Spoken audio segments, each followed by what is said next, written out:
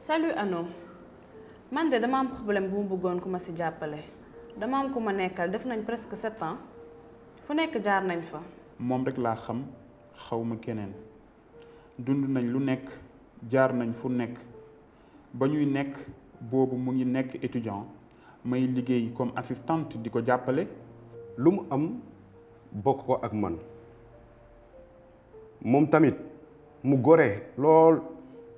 dem ba am liggéey di ma defal lu nekk. bàyyiwuma benn yoon ba yàlla def ñu teg suñu programme de mariage desul lu dul takk. samay parents bañ parce que nee nañ duma sëy ak waa ji ndax problème de caste. te man kooku rek laa xam xawma keneen moom laa bëgg moom laa miin bëgguma xëccoo ak samay parents. jaaxle naa sonn naa sama àdduna yépp tukki na ndax li ma dal nii xawma lu ci solution.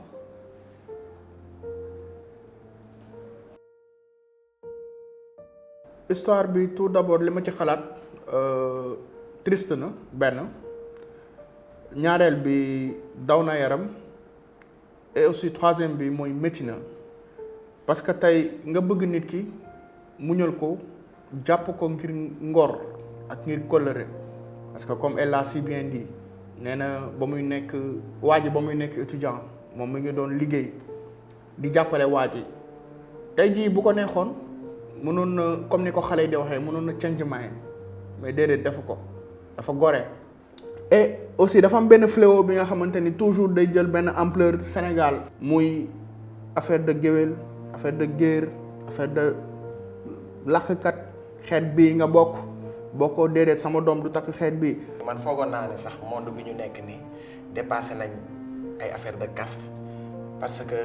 dafa nekk benn affaire ba nga xam ne depuis suñuy maam la te mu ngi ñu topp ba léegi man foogoon naa nag avec la révolution digitale ak njàng bi ñu jàng war nañ xam même ci alxuraan rek war nañ xam ne lii ay affaire problème caste war nañ ko dépasser. bu njëkk mun naa ne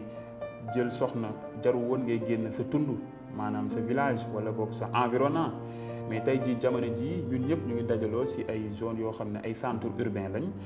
transport bi dafay gën a dense nit ñi dinañ xamante fu nekk école tamit ñëw gën a favoriser suñuy xameel ndax foofu la ñuy dajee fu nekk léegi nag suñu demee nag ba sori far mbëggeel juddu fa dem nag ba sëy war fa am nga yàgg ak nit ki comme le cas présent say parents ñëw indi problème de caste ay problème de caste yoo xamante ne c'est vrai que d'une part c'est à discuter d'autre part mënuñu ko teg fenn. c'est un problème boo xamante ne Sénégal yàgg nañ ko dund réalité Sénégal la bokk mais pour man xeeb nit c'est très dangereux affaire u casque ak yooyu man j'aime en fait c'est pas un truc boo xamante ne pour man les gens foofu la ñu war a limiter en fait. ñaar ñu bëggante bëgg dem ba sëy nga ne seen diggante du jàll ndax affaire u caste loolu du lu may neex te dama koy gis très souvent. nga gis nag après ñaar ñooñu seen àdduna dara wut mu ci mën a di neex ndax ki ñu bëggoon ki ñu tànn xañ nañ leen ko. perso dal na sama ñoo xamante ni jege nañ ma donc c'est un truc que j'ai vécu et war nañ xoolaat en fait war nañ xoolaat bu baax affaire boobu parce que amul. boo demee cimetière par exemple je te donne rek cimetière amul casque amul fii cimetière géwël la wala fii partie bi partie géwël la wala partie bi partie géer la en fait ñëpp a yem. je pense que loolu problème bu war a jeex la Sénégal parce que waxoo nit ki dafa bon dafa soxor wala bëggul sama doom mais tëgg la wala géer la wala lii la wala laa te kenn gënu fi kenn en fait bu ñuy suul ñoom ñëpp la ñuy suulandoo donc nga dem tey naan ñaari nit ñi mënuñu nekk diggante. loolu nit war na ko sax rusa wax. gis nañ histoire yu bëri fii Sénégal gars yu bëri ñaar nit yu bëggante lool ñu war leen may ñu ne non parce que kii nii war leen ànd parce que voilà bokk leen même ethnie amul fenn fu ñu bind ci alxuraan aussi pour man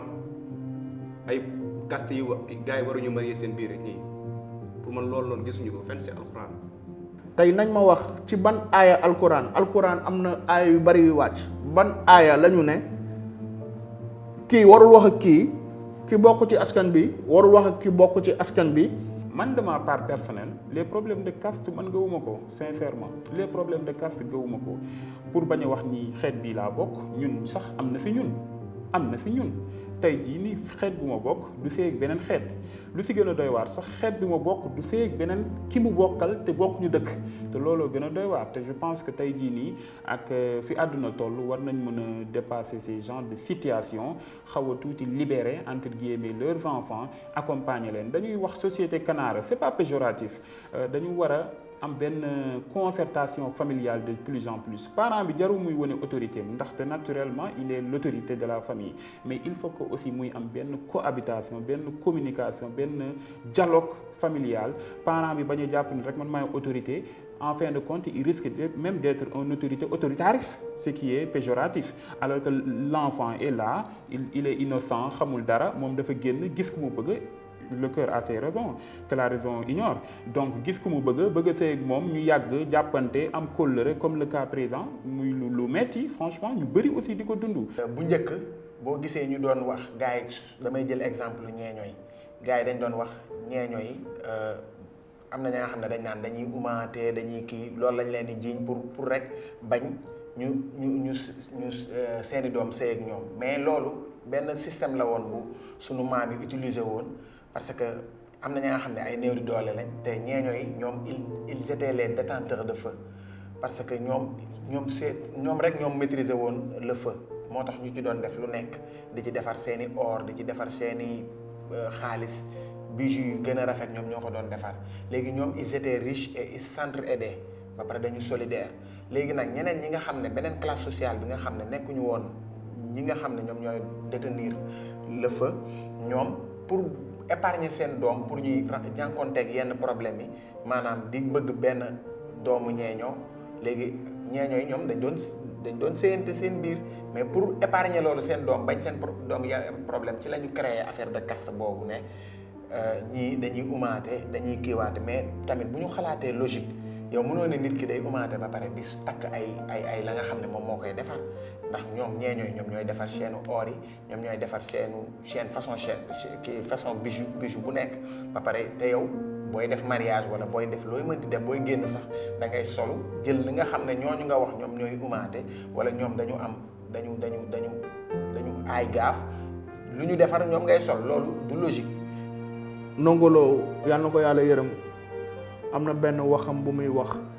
nee na mbëggeel yaa mën a boole nit ku ñuul ak nit ku weex yaa mën a boole bambara beeg tukulóor bi mbëggeel ni muy boolee bambara beeg tukulóor bi war na mën a boole géer bi ak géwél bi ba ñu sëy ci ba am ci doom yu barkeel. pour man affaire yi xeebaat le truc de casque xeeb nit la te xeeb nit moom. su doon tubaab la ñu may ko voilà donc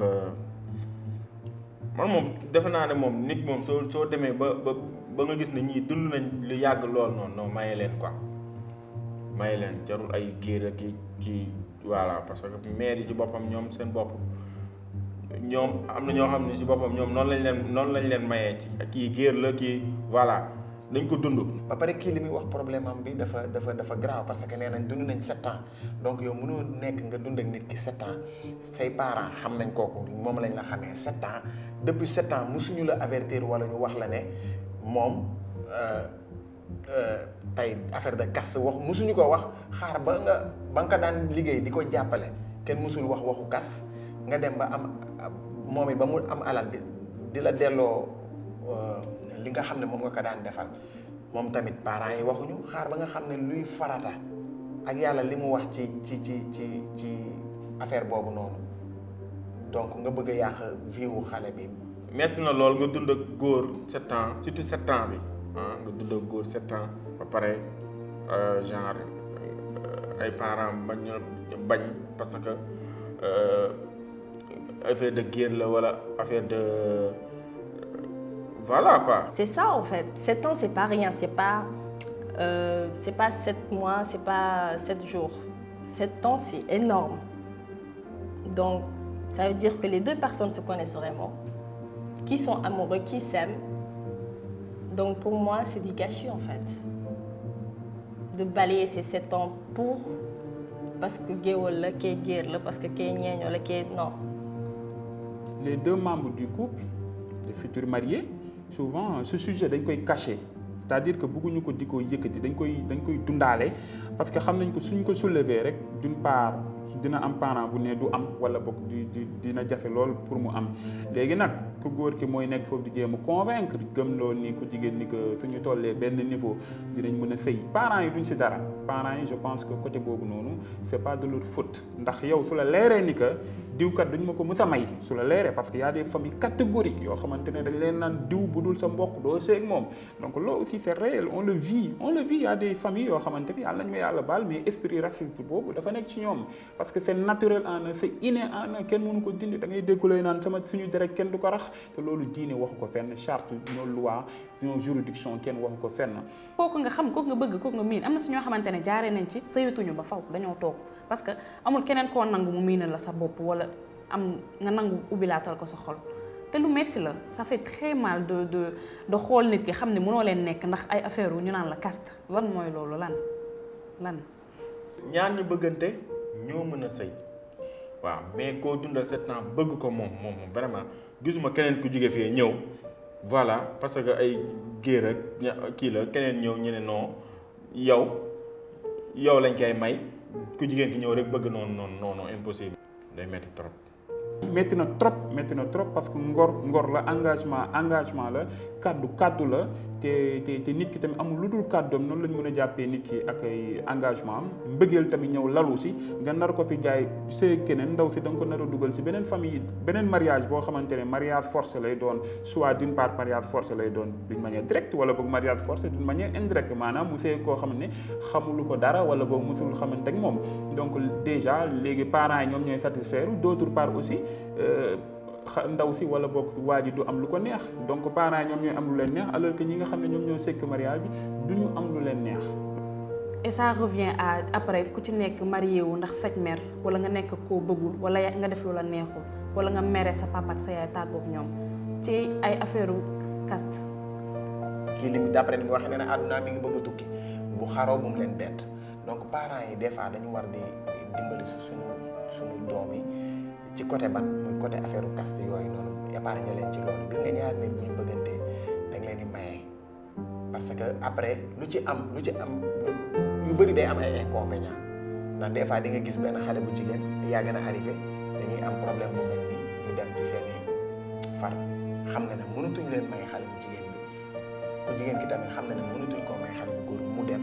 jël virginité jox ko gratuitement parce que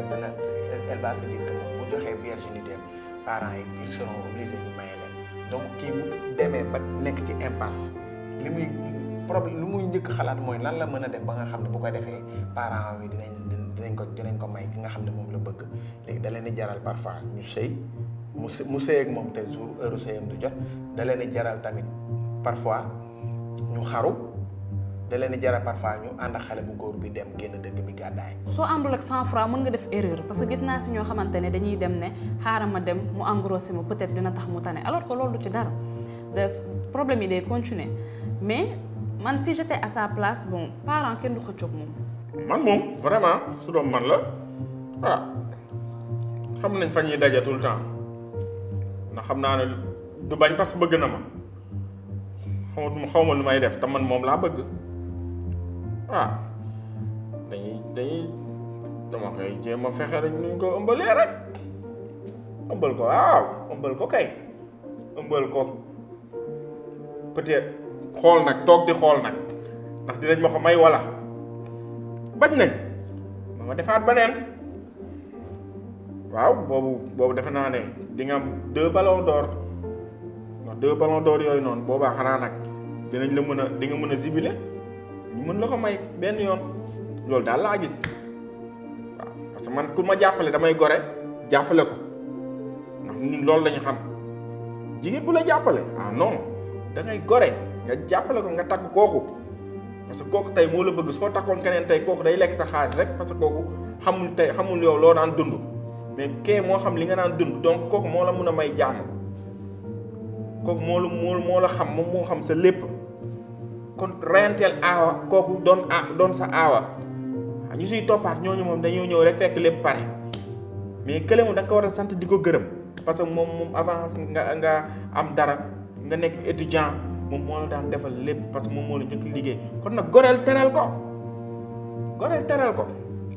waaw parents yi nag moom nanguwuñu ñu dóor baron dooli rek. xam nga fii c'est vrai que nous sommes dans un pays boo xamante ne loo wax le dernier mot revient aux parents c'est vrai que am na nag ñoo xam ne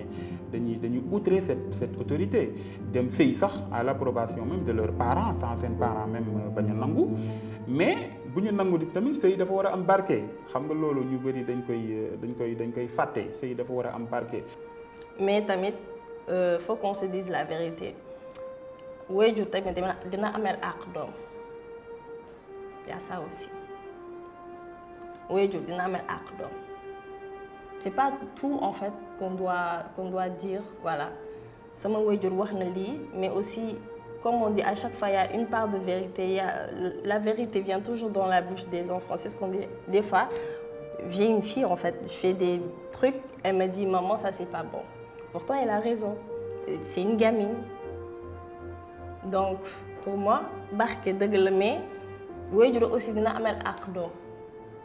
man de su ma amoon kenn ki nga xamante ne bëgg naa ko lool samay parents bañ ñu ne ma Momo doo marié ak kii parce que yéen ñaar mooy loolu problème de casque donc je vais faire tout man je vais faire tout laa la wax ba marié ak sama ki nga xamante ne bëgg naa ko trop bien vrai que samay parents lañu mais man maa bëgg man su ma bëggee dara dama ko koy def su ma waxtaanee ak samay waajur ñu bañ ñu insister mais dinaa def tout ba marié ki nga xamante ni bëgg naa ko parce que ñoom pour man dund nañ seen dund ba pare man tamit damay dund sama dund. xel rek la mën a doon parents yi soo leen convaincre rek dinañ xam ne diwkat lu muy wax ni yenu na maanaa et puis bañ a outrer seen autorité parce que parents moom dans notre société soo jéemee outrer seen autorité rek dañuy gis seen bopp jàpp ni que da nga màgg da nga mënal sa bopp léegi da nga màgg nit ñaa ngi lay topp gauche ak droite nga foog ne léegi yow loo bëgg a yóotu am ko fekk du noonu nañ nangu ni tamit xale bi doom ji bokk am na foo xam ne su fa yeggee nawle lay doon ci parent bi da ko war a jox cër boobu mooy mu delloo ko cër boobu nangul ko ay bëgg-bëgg mais aussi dans le cadre strict familial mais aussi di privilégier cet encadrement familial bi war a am de plus en plus parents yi nga xam ne dañu war a encadrer leur famille mais bañ leen tout le temps nekk des suivistes parce que tam dañ nekk ci jamono joo xamante ne démocratie moom mooy jaillir mais aussi dialogue aussi am na solo trop. gis nga say parents ñooy say lépp déjà pour man na gën a waxtaan ak waa ji waxtaan ak parent bu ñu bañee mu xool beneen solution dem waxtaan ak waa ji ñu xool la ñuy def trouver beneen solution wa ilaa bu xasee ba mëri waa ji bu ñu demee ñaanu ko yàlla bu ñu amee problème ci diggante bi parce que couple noonu la fay demee du ñàkk ñu am problème ñoom ñaar bëñ ak làmmiñ ñoo dëkk donc voilà bu ñu amee problème dina def tout pour bëgg a lijjanti problème boobu noonu. man ci li ma gis parce que j'ai eu comme expérience ñoo xamante ne dañoo forcé dugg ci sëy bi mais xam nga sëy même bu dul kast ak lii day neex day naqari donc boo ci demee problème bu ci am dañuy ne waxoon nañ la ko alors que loolu du loo xamante ne day ñàkk donc parents yi moom man moom ci li ma gis peut-être suñu culture fi ñu nekk Sénégal nii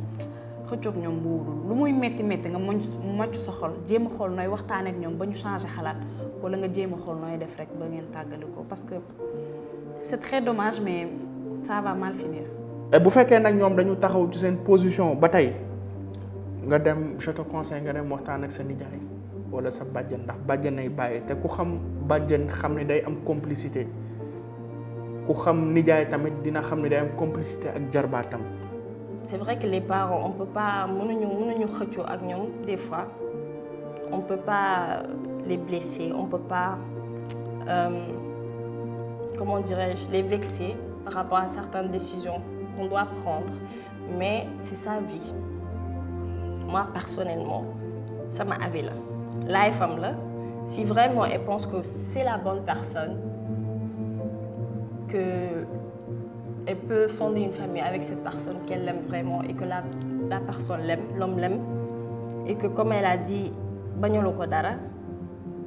lépp lu mu am mu ngi koy bokk ak moom yërëm na ko pourquoi pas se marier avec lui après peut-être parents yi dinañ nangu. donc ñaari xale yi bëggante nag nañ leen bàyyi ñi jël leen a maye ñi teel leen a maye balaa dara xam ndax suñ ko deful ñu ngi woote njaaloo loolu mooy li gën foofu loolu mooy li gën kon nag parents yi xale yi bëggante def leen ci fulla maye leen loolu la ñu bëgg te loolu la lislaam wax. nañ leen maye mais leneen bu ci xewee ñoom la. ki nga bëgg rek nga mën a sentir mënoo sentir keneen waaw lal bi moom di nga dinañ loxo di nga ci tëdd waaye nga gis koo xam ne ni mu leen ni kii bëggoo ko nga tëdd ci moom nga tëdd ak moom ah loolu moom doom boobu moom su juree moom day mer de day judd rek mer judd rek waaw mer mooy doom yooyu nga xam dañ leen di jur rek ñu dëkk nii nga ne lii lan la fekk ne li mu juddoo baaxul mais léeg-léeg nga gis maanaam suñu leen mayee da ngay gis doom boobu su juddoo da ngay gis macha allah doom bi day judd nice am karaw macha allah rafet xam nga yooyu lañ jur par amour loolu dafa am solo dafa am doom yu ñu jur par amour ak yu ñu jurul par amour loolu faw ñu siy bàyyi xel. si bu ñu toppee affaire u casque yi affaire yooyu noonu ok mën na accepter par exemple ne j'accepte d'écouter mes parents je ne me marie pas avec lui ok ses parents choisis pour elle ensuite en fait on a vu tellement de cas comme ça la personne après n'est pas heureuse avec la personne que parents yi moom lañ ko choisir moom lañ ko choisir sa vie est gâtée en fait pour rien mais on a vu aussi des cas yoo xamante ne tey bu nanguwee qu'elle se marie avec l'homme malgré que ses parents n'acceptent pas mais au fur et à mesure bu sët yi amee wala genre s'il y a les enfants et tout ça réunit la famille que après peut-être mën nañ nangu. waajur yi moom am na façon booy demee am na façon nu muy demee rek dinañ la mujjee may xale bi daal mais man moom damaa paan ma bëgg ko nii xol la ma bëgg ko non su ma am na loo xam ne su ma defee yàlla damay baal de waaw bien sûr yàlla damay baal ndax nee nañ maye leen ñi bëggante maye leen ñi bañ lañ ca def lañ suñ ci juree doom sax boobu de dagan na moom. gëm naa ne bu am na nu ñuy waxtaanee am na nu muy wanee ne bëgg na ko war na mën a dem xale bu jigéen bi ba nangoo tamit ne du sëy kenn bu ñu demee ba fin bi xam ne lii nii ñaar ñi dañoo bëggante ñoom ñaar ñoo bëgg nekk dañuy mujj bàyyi leen ñu nekk. ça va être difficile te ñoom aussi suñu xasee ba marié il faudra qu'ils soient très forts et qu'ils évitent ñu leen di reprocher dara. On n'a qu'à faire des efforts, apprendre à connaître la personne. C'est pas se limiter à qui guère là ou le qui guère là, mais les parents essayent de savoir si vraiment l'homme peut rendre heureux votre enfant. C'est le plus important. S'il peut rendre heureux votre enfant, après le reste en fait c'est des détails. waa ji bu fekkente ne bëggul am problème bëggul xale bu jigéen bi am problème ak diggante ak parents na dem seeti leneen quoi pour man parce que bu naree mari ñoom ñaar yeneen problème dina jur parce que xale bu jigéen bi dafa nar am problème ak parents ñoom ñaar bu ñu marié mais n'empêche l'amour nag kenn mënu si dara yàlla moo koy def ñun mënuñu si dara yàlla moo koy andi mbëggeel fu nekk lay jógee gis nañ fi musulman chrétien di marié gis nañ fi tubaab noir yaa tout mbëggeel fu nekk lay jógee mënuñu si dara loolu yàlla moo koy def donc xale bu góor bi aussi moom tamit na def tout xoolaat seetaat digganteem soxna si bu fekkente ni instant bi nii dañu bëggante lool ñu essayer marié rek lu yàlla def rek ñu xam ne loolu la. Si vraiment tu aimes la fille, bats-toi. Bats-toi. bu dee bëggante nañ dëgg nañ jéem a dund seen bëggeel wan ko ñëpp firndeel ko ñëpp ba ñëpp xam ko ba mu leer ñëpp ku nekk bañ a nangu keneen dugg sa diggante ak sa mborom ba su demee ba leer ci bëtu ñëpp xëy na dinañ leen bàyyi ñu sëy te yàlla tax ñu baleen ñu dund seen dund. loolu lañ bëgg battez-vous fondez votre famille mariez-vous après peut-être que les parents bu ñu gisee ne vraiment yaa ngi toppatoo doomam comme il le faut et que am nañ ay sët dinañ nangu. bro conseil bi ma lay jox mooy nga assister ndaw si parce que elle a vraiment besoin de toi li muy dund neexul bu sañoon tey suba dégg madame bu sañoon suba yow nga jural ko ay doomam assister ko waxtaan ak moom yow aussi boo mënee déplacé wu nga dem waxtaan ak say kilifa ñoom ñu ñëw waxtaan ak kilifa ndaw si je pense que bu ñu waxtaanee ci jotaay boobu noonu dina am kenn kuñ ci ruus ba ñoom li ñu jàppoon ne suñu doom duñ ko may kii ndax ci xeet bi la bokk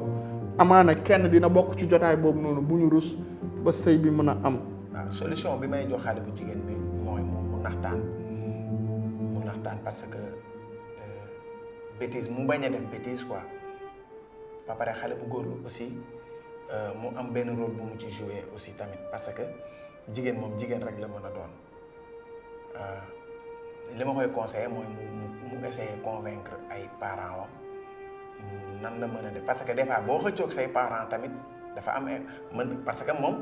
bëgg na sëy xale bu góor bi xamul ndax bu ñu sëyee lim ci bëgg dina ko am tamit parce que gis nañ fi parfois nee nañ y a des gens qui sont faits pour aimer mais pas pour être ensemble am na ñi nga xam ne dañuy bëggante vite fait ñu sëy mais après bu ñu sëyee dañ naan non non ñii ni ñu déggoo woon ba ñuy sëy donc lii la mujjee après bu forcé def yenn yi rek mën na am benn affaire buy ñëw maanaam parents yi mën nañ am dëgg ci moom te ñoom suñuy waajur lañ mënuñu def lu dul déggal leen parents yi am nañ ci part de responsabilité mais moom tamit bés bu forcé ba dugg ci affaire boobu noonu lu ko ci arrivé après dañ naan moom moo jëloon ay décision am def donc man li ma koy wax mooy naxtaan ak ay waajuram. Faire comprendre à leurs parents que voilà ay problème de casque c'était avant mais maintenant on est dans un monde moderne tout a changé xam nga gars yi aussi dañ ko war a xam. Bon, di ko encourager, je pense que c'est un cas parmi d'autres, pour ne pas dire mon cas ou bien les cas d'autrui. Donc, maintenant trop, dem ba tollu ci mariage, am sa choix, ne kat yére bu weex laay sol ñu ne doo ko fi solee loolu metti ah dem ba toll foo xamante ne sa kàddu jiitu na la ñu ne sa kàddu kat amatu fi njëriñ loolu dafa metti mais di ko encourager mais di ko wax ni que aussi Sénégal la ñu nekk na privilégié dialogue bu mu bàyyi kenn su gisee nijaay na wax ak moom nijaayam jëm wax su gisee parent na wax ak moom parent bu jege wala bu sori na privilégier dialogue ba ñu outrer cette autorité parentale ndax bu ñu fàtte ni que aussi sur le plan sociétal et sur le plan religieux loolu da ciy am solo trop ndax sëy aussi neex na trop mais dañuy ñaan yàlla sëy aussi am barke ndax loolu tam mooy barkeel sëy bi. nañ bàyyi xale yi ñu sëy saa da nga ko daan dégg ci ay woy nga naan waa maa ngi koy dégg tout le temps mais c'est là que tu comprends arrivé à un certain âge nga dem bay bëggante miinal kenn sa bopp ci ngay xamee ne ki nga bëgg kooku lañ la war a bàyyil nga sëy tollootuñu période de mariage forcé ni arrangé ni rien du tout nit ki ku mu bëgg lu mu mënti nekk géwél tëgg géer wala mu nekk tubaab chinois asiatique lu mu mënti nekk pël fuuta séeréer ku mu mënti nekk bu dee dañoo bëggante nañ leen bàyyi ñu sëy. Aimez-vous, soyez heureux. Si vous vous aimez vraiment, battez-vous pour votre couple, pour votre amour. C'est le plus important parce que njaboot tamit bu juddoo si amour si mbëggeel njaboot bu barkeel lay doon mooy ëpp barke sax que ngay sëy parce que lu neex sa waajur ngay ut sëyal pour yow pour sa njaboot ëllëg sëy bu juddu si amour si mbëggeel moo gën a baax. dama ne loolu la l'islam wax ñi bëggante maye leen côté ballon d'or la suñ leen mayewul pour en cas loolu lañ wax parce que ñi ngi woote njaaloo ñoo mayewul rek moom ndax ay géer ak ay kii non liñ ca def yow bàkkaar bi yëpp yow yaa koy jël parce que xale yi wane nañ leen ne bëggante nañ parce que armeere bés bu yemal xiyaam armeere amul géer ak géwél ba ñoo tëdd fii de ñëpp a maase kon nañ ci bàyyi xel bu baax a baax